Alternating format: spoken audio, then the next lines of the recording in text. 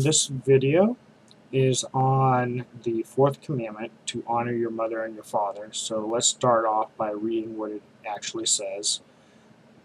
Honor your father and your mother, as the Lord your God has commanded you, that you may have a long life and that you may prosper in the land the Lord your God is giving you. All right, this is from Deuteronomy. The version of this in Exodus is worded differently but says the same thing. So the first thing I wanted to point out to you is, if you read this carefully, God seems to be saying that there's a mysterious relationship between honoring your father and your mother and a long life and prospering. And in fact, this isn't the only place in the Bible where this is stated.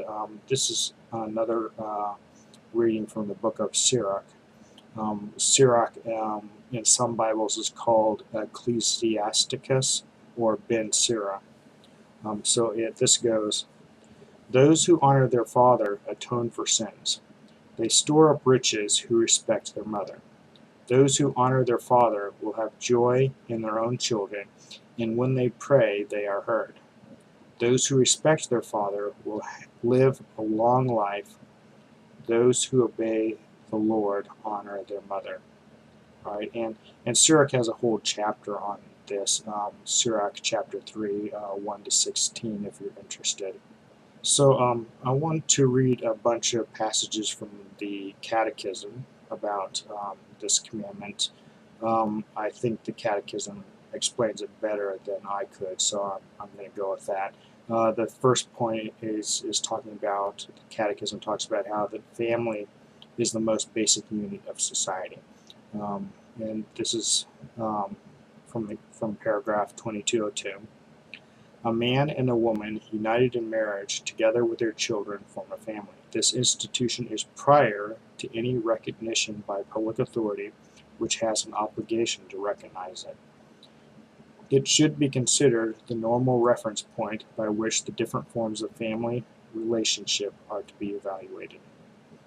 And this is another one from the Catechism, the next paragraph. In creating man and woman, God instituted the human family and endowed it with its fundamental constitution. Its members are persons equal in dignity.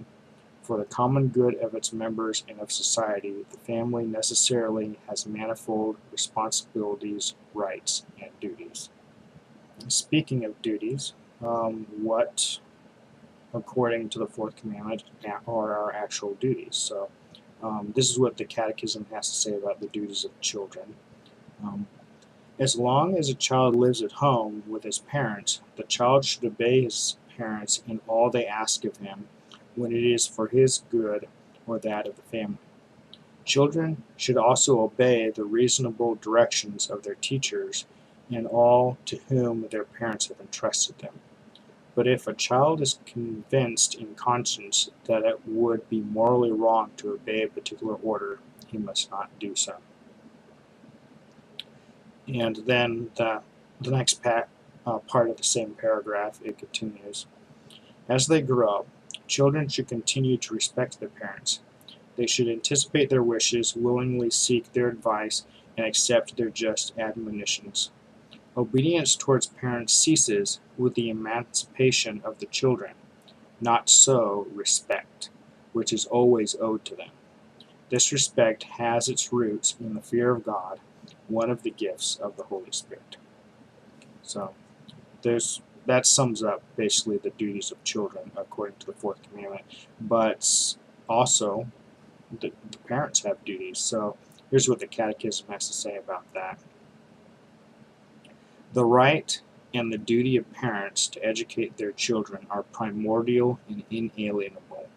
So first of all, the parents not only have the right to educate their children, the first right, but also the duty to educate their children. And also, to properly educate their children, we have to keep in mind that parents need to set a good example. So here's another thing from the Catechism. Parents must regard their children as children of God and respect them as human persons. And then also another passage.